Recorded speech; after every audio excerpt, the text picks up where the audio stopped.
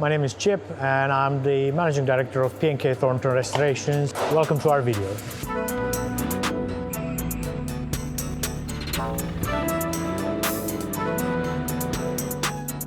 Today I'm going to take you around our workshops in Nottingham where we restore classic Jaguars and Alfa Romeo.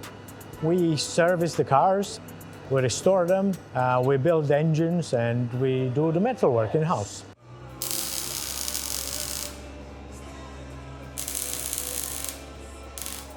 Here we have the Lancia Flaminia Superleggera. The Flaminia was introduced in 1957 by the Italian manufacturer Lancia from Torino, and it was produced in small numbers, only 12,600 units. The construction is one of an aluminium skin over a steel chassis, which makes it pretty special. The restoration process will involve taking the aluminium steel off for repairs, but also paint removal, followed at the same time by separately repairing and rebuilding the steel chassis. The shell came from one of our trade partners, and it was entrusted to us because of the construction and the complications that will arise with the reconstruction of this body. We are one of the very few companies in country that can safely remove the aluminium skin and repair it and put it all back together safely. Moving over to the Alfa, here we have a 1969 round tail Spider Junior. This is the 1300 version of the Spider, and it has been painted in Verde Pino. It will be presented with a burgundy hood and a black interior, as per the owner's specification. This has been a complete restoration from ground up. We have stripped the paint off the body of the car.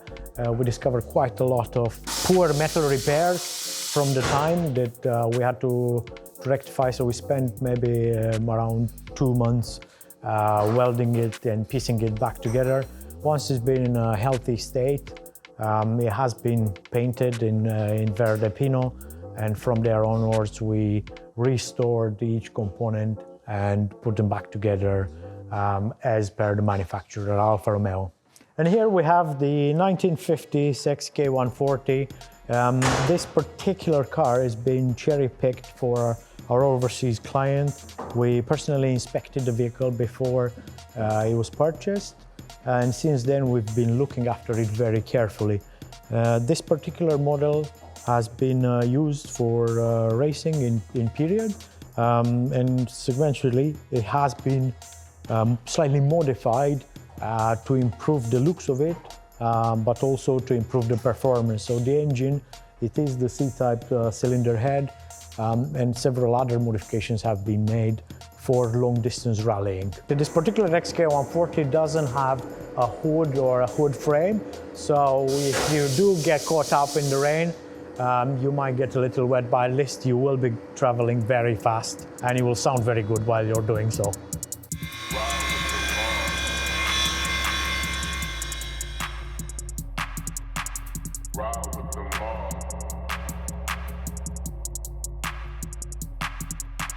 And here we have the 1967 Alfa Romeo Giulia. The Giulia has received a brand new enhanced engine.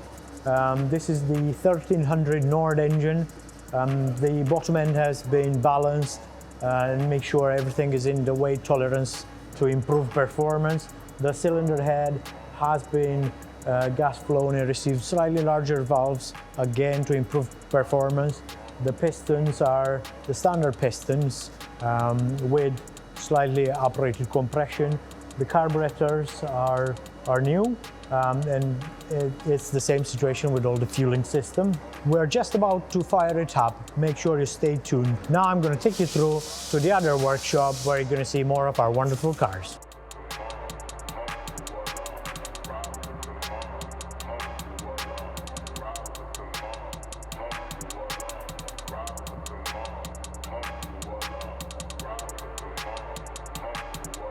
Here we have the Series 1 Alfa Romeo Spider.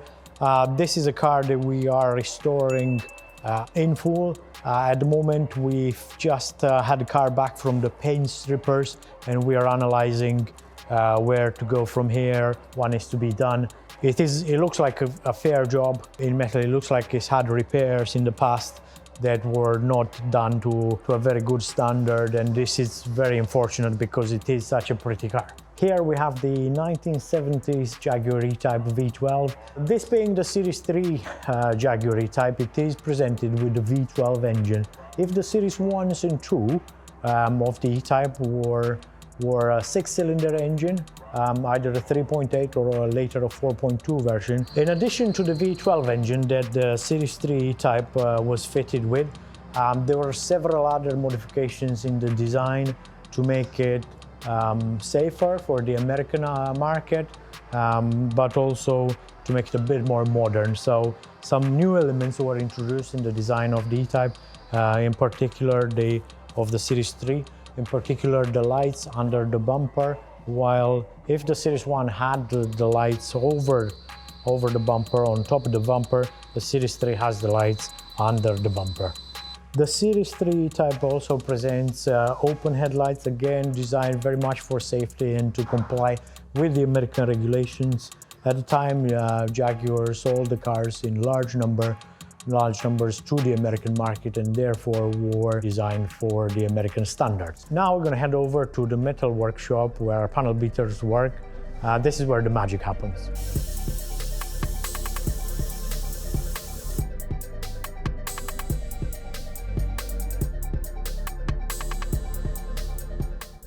Here we have the Restomod that we spoke about in our previous video, link above. And at the back we currently have the Jaguar Mk1, the famous ex-Derek Bell racer from 1977. It has been a race car since the 70s when it was raced by Bill Pinkney and Derek Bell. This was at the beginning of the famous race driver's career. His experience was very well documented behind the wheel of this Mk1 Jaguar. The Mk1 Jaguar came to us as a project, and we are currently doing some metal repairs ahead of fitting a new T45 roll cage. At the same time, we are rebuilding the engine. We're currently at the stage of gas flowing the cylinder head to make sure we get the maximum performance out of the race engine.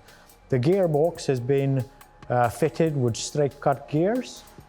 This should allow the quick gear change together with the unique sound of straight cut gears. Very racy. If you do like this video, please like and subscribe, and make sure to check all our other social media channels.